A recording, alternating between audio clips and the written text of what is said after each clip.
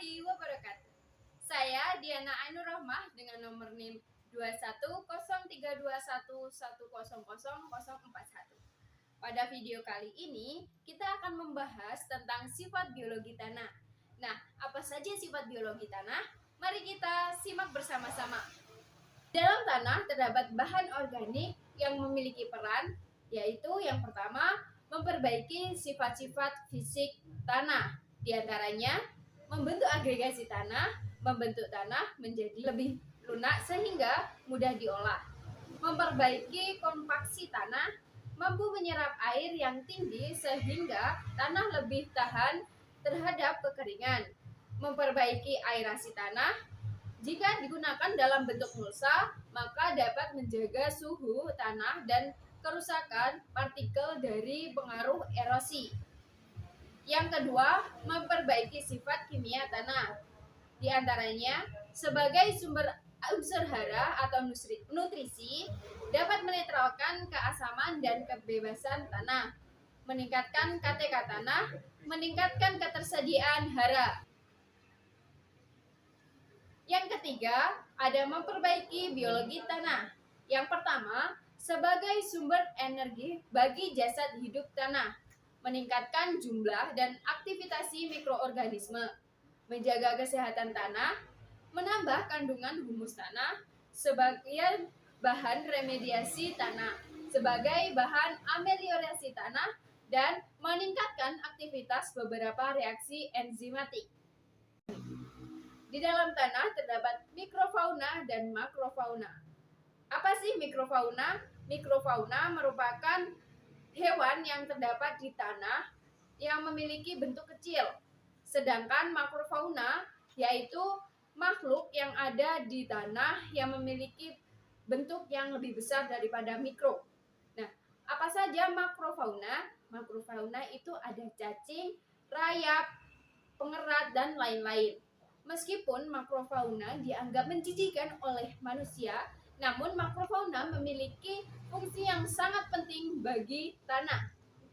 Cacing memiliki fungsi dalam tanah yaitu mencerna bahan organik, mencampurkan bahan organik antara lapisan atau yang disebut bioturbasi.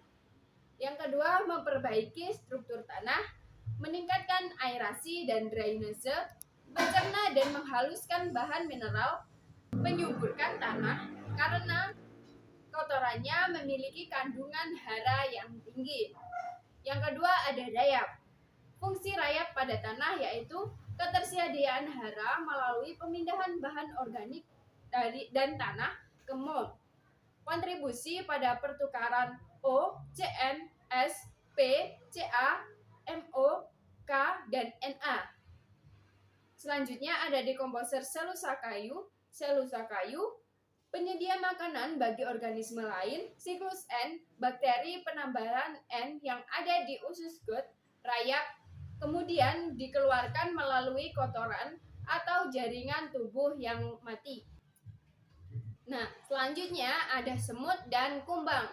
Fungsinya pada tanah yaitu sebagai mentranslokasikan dan bahan organik.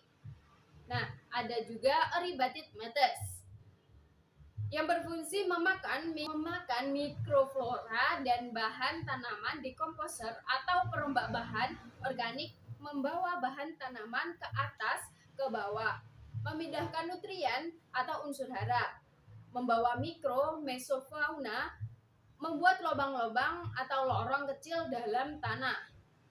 Yang terakhir ada hewan pengerat. Hewan pengerat itu seperti tikus dan lainnya, yang berfungsi pada tanah sebagai menghaluskan ukuran bahan organik, mengumpulkan dan mengaduk tanah, dan yang terakhir memperbaiki drainase dan airase. Nah, kalau ada makrofauna, tentu saja ada mikrofauna. Mikrofauna dalam tanah ada bakteri tanah, fungi tanah, Acromycetes, nematodes, dan protozoa. Bentuknya yang kecil tentu saja memiliki fungsi yang sangat penting bagi tanah. Nah, yang terakhir ada biologi tanah.